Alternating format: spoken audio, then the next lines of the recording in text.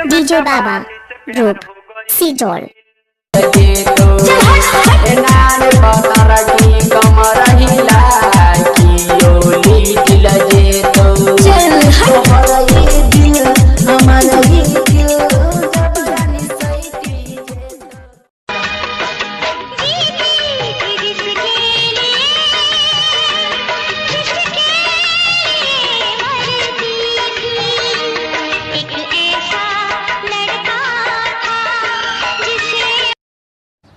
Hello साक्षी, अखिल, कहाँ हो तुम?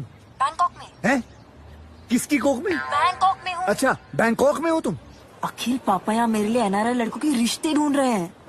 उनकी टूरिस्ट वीजा की 2 महीने बाकी है ना। कैसा छील के देता नहीं ये हो करे जा, हाथ में लेके ते खड़े चबाजो।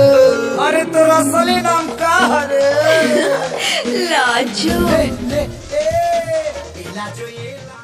लइका चिल्लाले समाल माल रे। कौन चिल्लात रहा नतिया के बेटा? हम ना हो कुली।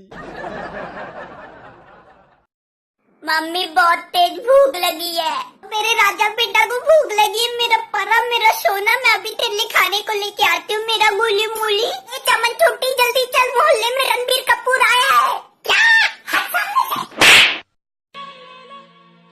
ले लो, ले लो। क्या मतलब?